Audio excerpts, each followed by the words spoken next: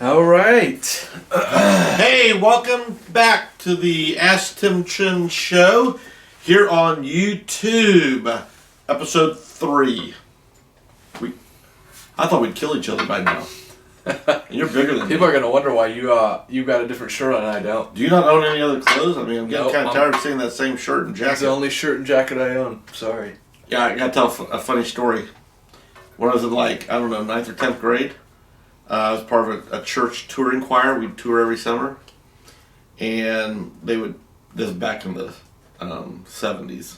You mean the 30s? No, 70s, before you were born. Oh, okay. So they took lots of pictures on our choir tour. And whatever reason, and then we'd have a Sunday night, we'd come back to church, and they would show the slides for the choir tour. For whatever reason, all the pictures they took one year, I had the same shirt and pants on. We got home from church, my mother, "Why are you wearing the same clothes and making me look like a bad mom?" And just the days I took them on. So, I guess that's your syndrome. So listen, this is the secret. We're recording a bunch of shows at once. I just gave it up. So it's just, yeah. Edit that out. All right. But they're really gonna wonder. All right, Clothes will fit you. let's get into the questions. Hey, it's where we answer your questions. And so, if you have questions you'd like us to answer in the future, you can go to AskTimChin.com and put them there, and we'll ask them. We're here as hopefully America's small business coach and referral expert. I hope. If not, you can judge. All right. All right. What's our question for today? All right. So this person wants to know, how do I find my way into the Chinese community? Is that a trick question because I'm Chinese? I have no idea. You picked it. No, it was just in the stack. Yeah, sure.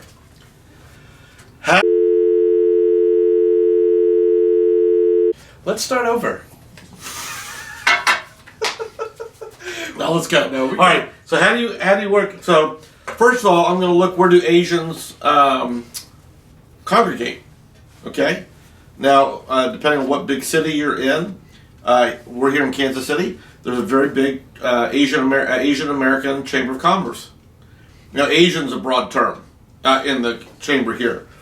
You have people from India and Pakistan. They're considered Asian. I didn't know that until I went a few years back. And so, first of all, where do Asians congregate? I'm going to want to find out, is there an Asian chamber? If so, I'm going to join it. I'm going to find out who's influential in that community. And then, like I do for everything else, I'm going to use social media. So maybe the question would be, looking to be connected to Chinese American business leaders in Kansas City, who do you know that I should know? Funny you should ask that question, true story. I got an email earlier from a Chinese gal in St. Louis, who I connected to a Chinese guy in Topeka, and she's just seeing me in on the email, and she said, "I'd love to connect you to the Asian community here in St. Louis." So again, it's all about connections and who you know and referral sources. But where do they congregate? If I'm wanting to reach out to migrant workers, I would go to the Catholic Church in the inner city. They're offering English as a second language or whatever. I had a Brazilian Portuguese client in New York last year that wanted me to help him find that. So I said, "Is there a Brazilian Facebook page of Brazilians living in New York?" He goes, "I don't know." So while I was coaching on the phone, and sure enough, there's a Portuguese business association, and he spoke Portuguese. He was a realtor. So how many people that speak almost no English would love a Portuguese realtor? So then your language becomes an advantage. So I would look and see, I'm always going to go look and see, are there Facebook groups with the target audience I want? Single moms, no kids, working moms, whatever. And we'll talk more about social media and other things, but I would go where they are, and then I would figure out how I got into that community or association or whatever. Cool. So the next question is from Isaac. He's a leadership coach. His biggest challenge is accessing business owners so he can do a free presentation to showcase his coaching services. How would you recommend he do that? What did I just say on the question before? Who does he want to coach? Who does he want to coach? Doesn't say. Yeah, it does. Business owners. Oh, hello! I'm 30 years older than him, but he has the Little bit issues. slow. All right. So where are business owners, Micah? Well, I know some on Facebook, in Facebook groups. I know a lot of them in Facebook groups. Okay. Where else are they? Where are they? Monday through Groups. Friday. Networking groups. Yep. Yeah. Okay. So I was in Isaac's position about 9 years ago. I was doing business coaching at a high level, and I joined a networking organization. And that organization had a couple positions that you spoke every week. One was president and one was education coordinator. I served in both roles. And in the education coordinator role, I coached. Right. They'd come up after my 4-minute presentation and we'd go, could we delve into that some more? Now, we coach now at 30daysofFreeCoaching.com. Anybody, our goal is to coach every business leader in America for free for 30 days. Pretty audacious goal. But in coaching, when you're starting out as a coach, a life coach, business coach, whatever coach, wrestling coach, baseball, whatever. In business coaching, you start off, there's a long curve. Usually it's for free. You have to break through the barriers of how much you charge. I'm probably the most expensive one in the country, or one of them. So I'm not coaching a lot of young entrepreneurs because they can't afford it. However, we provide a group coaching program where they can. So if you go to where your target market is. If there are business leaders in a networking group, they're saying, I want to grow my business. There's a clue. I don't think Donald Trump is in a business networking group. I mean, and I don't think Warren Buffett's in one. Not that we know of. Not that we know. It may be a CEO level one, executive one. And so I'm always wanting to be where people want to grow their business if I'm a coach. And so then I'm going to give away free coaching. Normally you go from free coaching to small group coaching because it's affordable. And then if your methods work and you're really good and those group coaching people will become successful, then they can pay you more money as a private coach and give them detailed information. But coaching is a long curve. It's like, ta-da, I'm here, pay me $1,500 an hour. No, it's how do I know you're good? And again, there's misconceptions about coaches. And this may be a little offensive. Good. Nothing against you coaches out there. There's tens of thousands of self-proclaimed coaches. Unfortunately, in business coaching and consulting, the adage that those who can't coach is true most of the time. Those that can't do coach. Yep. Right. So, some guy that X number of years old or women. So what I asked him, so what makes you think you're a business coach? Well, I had a little bit of success in business when? 10 years ago. Are you on Facebook? What's Facebook? Oy vey. And so, if I'm looking for a business coach, I'm going to look for one not only that has built a business, but is still building them. I'm building 3 nationwide companies. Mastermind company, coaching company, referral networking company. So I'm still doing and I'm still coaching. So do you think my coaching is more relevant than somebody who's been in the workspace and hasn't sold a home in 10 years personally? I'm hard on coaches because they're wasting their time. There's people that will pay $5,000 to become a quote-unquote blank certified coach. And I go, okay, so you paid a coaching company $7,000, whatever, to certify you. Now, how many people have you've been a coach 2 years, you paid all that money, how many people have you coached? Nobody. I'm still looking for my first client. So what do you say to those coaches that go to networking groups or they go into these Facebook groups and do the hard pitch? You don't ever do a hard pitch. On Facebook, you follow me, 80% of my stuff is free and educational. And they start going, oh, you're really smart. No, I'm a great coach. I mean, it's my passion, and I've made my share of mistakes along the way. I've had terrific successes and some epic failures, and so I'm well-rounded. But if you're going to go in, there's a coaching page that I'm a part of. No offense, 90% of them don't know what they're doing. You can read by the questions they're asking in the group. You're going, if you don't know the answer to that, how are you going to help somebody? So real coaching is not for the faint of heart. There's a lot of fakes out there. Be careful. Ask your coach if you're considering hiring one. what their qualifications are, what are they still doing, how many people have they helped, what's been the average result, and do your due diligence. If you want to check out my coaching company, it's thesummitcoachinggroup.com. We've got our coaches there, bios, they're all long-term coaches with huge success ratios, and they're all still building businesses. Makes us a little bit different. So bring massive value, and once you bring massive value, you won't have to sell yourself. People will walk up and say, so what would it be like to work with you every other week or weekly? Absolutely. Okay? Yeah. That's the way, and I've experienced that myself.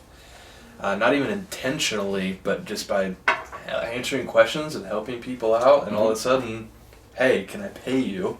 You're creating the... I didn't even intend that. Right. And really that was my intro to coaching 10 years ago.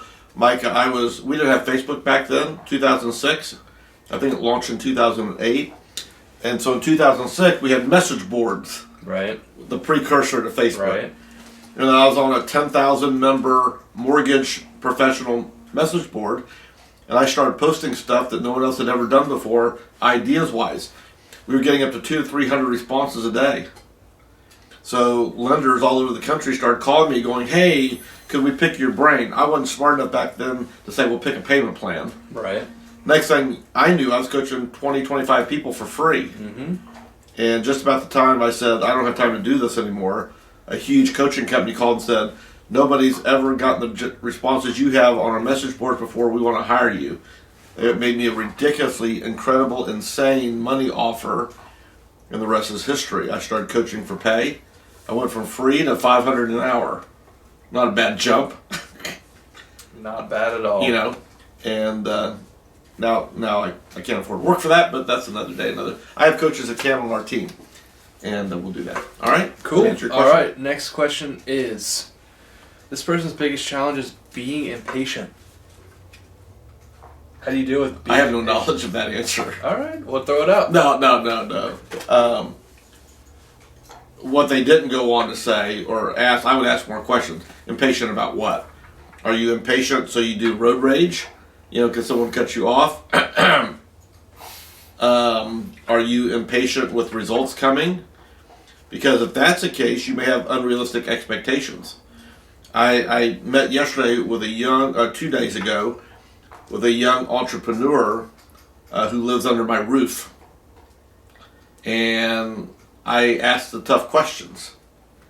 And they laid out their business plan on our whiteboard upstairs. I said, by when? Well, I don't know. This, by when? I don't know. This, by when? The reason I was asking by when is because I know this person well, and I didn't want frustration to grow if results didn't come fast enough. I heard a lot about step 5, but we hadn't even started step 1. So so again, the question's incomplete. By the way, when you send a question, give us some filler. If you want a great answer to it, don't just say I'm impatient. I might say take a Xanax. I took a yellow pill. It wasn't Xanax, but my point is impatient about what? If you are impatient, you can be, let's look at some reasons why you can be impatient. You can be impatient because you have a scarcity mentality because you're freaking starving to death in your business. But I want to tell you, Micah, people can smell that on you. They can smell desperation, and most people don't like to be rushed. Now, when my staff stands in the doorway of my office, they know, because we did this in pre-hiring, I just want the Reader's Digest version. I don't need the whole story. Well, we've got a member in Florida upset and blah, blah, blah. Well, no. What's the solution? Because my time's too valuable. I'm not impatient. That's my person. I'm a high D and a high I on my disc profile, and I like things direct, and I want to solve them fast. So be careful of giving off the feeling of impatient. No offense, but we see this a lot in home-based business people. Oh, you got to buy my product. You got to join my team. No, I don't. I'm 57. I can do whatever I want. It's legal. And illegal if you don't get caught. And so when you come across, if you're in, I've never seen many truly successful people who give off the perception of impatient. They may be impatient, but they know how to manage it in public. Okay? Because you can't, to try to sell somebody before you have a relationship with them is malpractice, business malpractice. And I'm looking for people that care about me first, and the ones that care about me first, you show me an inch of love, I'm going to, of attention, I'm going to show you a mile of love. And so don't be impatient. Now, you can want for and dream and find as many shortcuts as you can to success, but an impatient person usually makes everybody else in the organization nervous. You agree? You worked in corporate America. I did. Well, let me ask you a question. You work for, I love the company. I don't know how they are to work for. Michael worked for Garmin, and my GPS is Garmin, and I have a Garmin ViaFit wristband. Were you ever impatient to get ahead there? Yeah. Sometimes you can feel that way. Okay. I feel like you want the results to come. Do you feel like you were passed over, or were you just being, were you just being urgent? I was probably a little premature and wanting what I wanted. Yeah. See, and I would say, be careful for what you wish for. Mm-hmm. I'll have young guys, and the coaching question, I know who wrote that because he approached me a couple weeks ago in a meeting. And first of all, he's from, I think, Nigeria. So he's got a thick accent. I love it, by the way. I love that thick African accent. It's beautiful. But my first question was, how many Nigerian businessmen, I asked him, do you speak any other languages? He does. So maybe as a coach, some coaches start off as interpreters. I'm just, what do you have to leverage? So anyway, if it's not your time, quit acting like it is your time, like somebody owes you something. Right. That's what so many people in America, give me my food stamps. Never worked a day in their life, but they have a satellite dish on the side of their Section 8 apartment. No offense. But sometimes we have to be patient, and our time will come. Now, if you're in a family-owned business, impatience can grow quickly because the kids are getting it. Usually, you work for a family-owned business, you're probably going to be impatient. Yeah, so I think it's the instant gratification, wanting what you want. Well, we live in an instant society. Instant oatmeal, microwavable popcorn, instant movie streaming on demand. Amazon's got drones, delivering in an hour to your house. Pretty soon we'll have cars that drive us. Mm-hmm. And so, we have to go against the grain of an instant gratification of society. I mean, that's why people become drug addicts. They want the instant high instead of thinking about what they're doing to their life. And I think the other thing is that people don't want to put the work in. Right. They want to be rewarded. And this is why I'm careful, because I'm young and I haven't accomplished a lot. Right. I know what I've accomplished, but I see people my age who want to be business coaches. Yeah. And they want to teach people your age. Yeah. How to run a business. And I just laugh at them. What are you going to teach me? So, yeah, you have to put the work in. No, back to the coaching. A great coach is always teachable and open himself. Right. There's things you've taught me about certain topics. Not about life or success, but about certain topics. Mm-hmm. You know what I mean? And you also give me a libertarian point of view on politics. And most of the time they're little. But I'm open to them. You normally present your arguments in a good way. Thank you. Not always. I'm not always. going to give you too much credit. All right. But anyway, but you've taught me things about social media. You've taught me things about whatever. So anyway, I think we answered it. All right. And the next question, probably the last one. Is this episode 3 or 4? This is 3. Oh, 3. Okay. Yeah. I lost track. I was having too much fun. No, time management was 3, I think. Okay. Maybe whatever. How to tell if my partner needs to crap. That's not what they said. They said the S word. I'm not going to be like Donald Trump and say it, okay? Will he sue me for saying that? No. Okay. He doesn't know I'm who insignificant. You are. So how do you say it again? How to tell if my partner needs to crap or get off the pot? Don't have a partner. There you go. All right. Boy, I could go a lot of directions. I'm not even sure how many minutes we're into this episode. I guess we can edit it and move this over to episode, 2013 or whatever. there's more problems today in America with partnerships than ever before. Mainly because we're raised in a different set of values. Mike is more than 30 years younger than me, but he has values that I had when I was his age that I still have today. So our age gap means nothing. But if he were lazy, again, so most people go into partnerships to save money, save time. Oh, this is going to be wonderful. You can cover the office when I'm at lunch, blah, blah, blah, blah, blah. The Bible teaches that we should not be unequally yoked in marriage. Now, if you're reading the Bible, what that means is if you're a believer, you should marry another believer. If you're an unbeliever, you should marry an unbeliever. Because if your core values of faith versus no faith, there's going to be conflict. Especially when the kids come. I want to take Johnny to church. You're not taking my kid to church. And I don't think you should be unequally yoked in partnerships.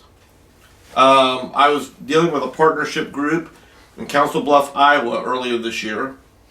And there were 4 owners.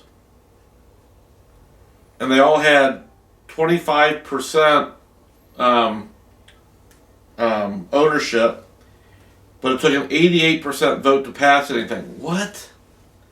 It couldn't be. Whatever. So then one partner got really old and quit producing, but they were still getting 25% of the profits. And so, first of all, you have to. I had this question come up in a live meeting a couple weeks ago. So he said, "Is your partnership in paper? If it's not, you can walk away. If it's in paper, you have to look at how binding that contract is, what the buyout pain is, and quite frankly, I'm never going to be less than a 51% owner. Somebody has to make, a decision. But it's just like a marriage. When a marriage comes to an end, if it does, a lot of times you'll start off with mediation.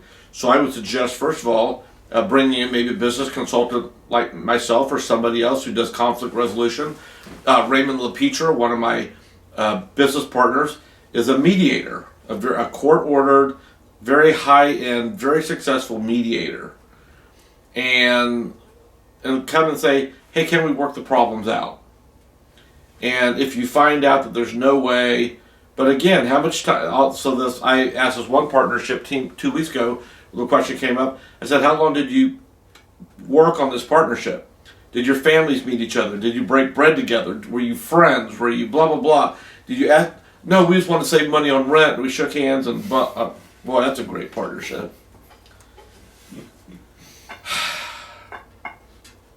Why would we go to school for 6 years and then do a partnership in 6 minutes? So, if you're going to go into a partnership, I'm not saying all are bad, I'm just saying most are bad.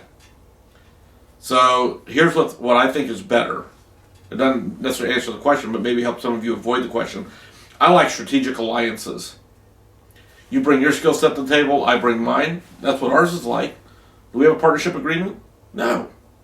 We have a loose idea of how we're going to profit from it and prosper. And I have a huge audience. You've got great knowledge. We want to sell your knowledge to my audience. I want my audience to, I want to sell you to my audience. So, our purposes are clear. So, strategic alliances, see, there's a difference. There's strategic alliances and then there's joint ventures. And strategic alliances is when you bring your skill sets to the table, I bring mine, and we profit in our skill sets. Right. There's not a third revenue stream. On a joint venture, we come together and maybe we're doing a revenue stream out. Maybe you and I buy a rental property. We're not property managers, but maybe we find a good opportunity. That's a joint venture. We have some different. Maybe I'm marketing the property. Maybe you can do minor handyman repairs and clean it up. But then we're making money outside of our core skill sets. Those are joint ventures. So I love strategic alliances. You have something I want. I have something you want. And together we both prosper without getting married and exchanging body fluids. Saliva, kissing each other. I don't even want to hold your hand. Good. So, was that too graphic of an example? A little bit. Okay. It'll be alright. Great. Alright, that's episode 4, I believe. 3 or 4, 3. whatever it is. Whatever it is. So, until next time. Yeah. AskTimChin.com. AskTimChin.com. That's where you submit your questions. You can also do it on Facebook, and then let's ask the audience a question. About one of our questions? What's your favorite baseball team? Put it in the comments below. Why didn't you ask that when I have my Royals shirt on? Poor planning. Who's your favorite baseball team? Hey, for 2016, Royals are going to go to their third World Series in a row and win the second one. Write it down. Hey, guess what? I'm going to my first spring training game next month. Very cool. Surprise Arizona. When I'm in Phoenix, we're going to go watch the Royals play. They play 4 games that week. So I'm going to try to make a couple of them. Until next time, all right. This is the AskTimChin show here on YouTube. We'll see you next time. Peace out. I have about another 25. What are we going to do when we run out of questions? We'll get plenty of questions. Don't worry about that.